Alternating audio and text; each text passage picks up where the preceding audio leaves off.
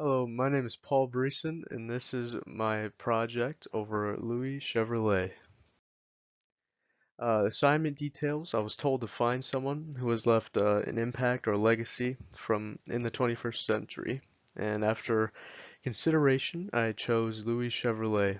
And over the course of a couple weeks, I researched all the work that Louis has done, and this presentation will dive deep into the life of Louis Chevrolet. Birth of Louis. He was born December 25th, Christmas, 1878 in Les Chaux-de-Fonds, Switzerland. He was the second son of 8 siblings. His father was a watch and clock maker, and his mother was a stay-at-home mom and took care of the kids in the house.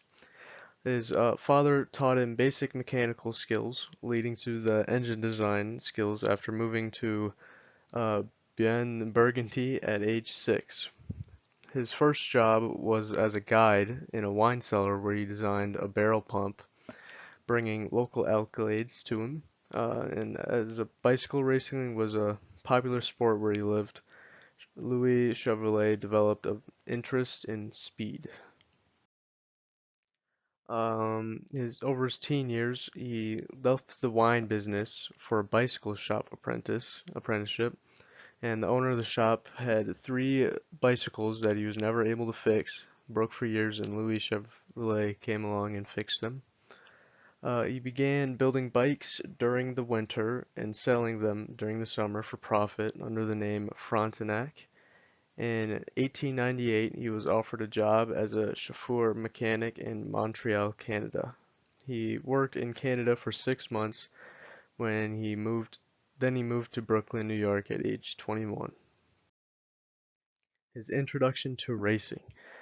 Chevrolet worked for the Dion Bouton Motorette Company, where he was given an opportunity for a substitute race car driver for Fiat. After his father passed away in 1901, he moved the rest of his family to America, where he then gained U.S. citizenship.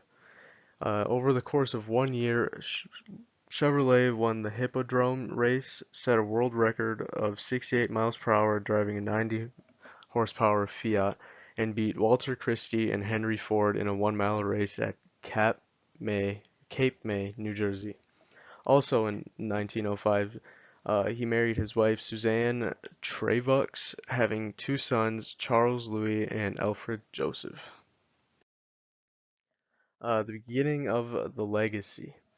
For 3 years, Chevrolet recovered from the injuries from racing, so he created the roll bar, which is now mandatory in all race cars.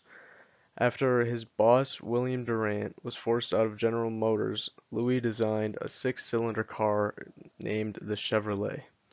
His first car was priced at $2,150 and sold 3,000 units in 1912. Over the next year, the company profited $1.3 million over 16,000 vehicles. Louis left Durant after he added a cheap car to the Chevrolet nameplate because he wanted to compete with Ford and did not want any cheaper models under his name. Effort and results. Louis founded the Frontenac Motor Company in 1914 and built 4 race cars. He began working with alloy instead of steel for better power-to-weight ratio. From 1916 to 1919, countries were mass-producing materials in efforts to stop a war, so he experimented with plane engines. After the war, he returned to racing, where one of his cars, drove by his brother Gaston, won the Indianapolis race. The downfall of Louis. Chevrolet quit racing in 1920 after his brother passed away in a Los Angeles race. One year later, one of his cars won the 1921 Indianapolis race. Frontenac Motor Company ended up failing, losing a large amount of money in an attempt to revive and produce passenger cars. The Great Depression cut production, and Chevrolet assumed he was going into debt and bankruptcy. During the Great Depression is when the Chevrolet brothers started producing airplane engines, but that business fell short due to bad management. Chevrolet later joined Baltimore Ford dealer Glenn L. Martin in a new aircraft company. produced they ended up producing the Chevrolet 333, but Chevrolet lost Glenn in the stock market crash. Glenn went then on to build um, his new company surrounding the Chevrolet 333 engine, calling it Martin Ford-333. End of the road.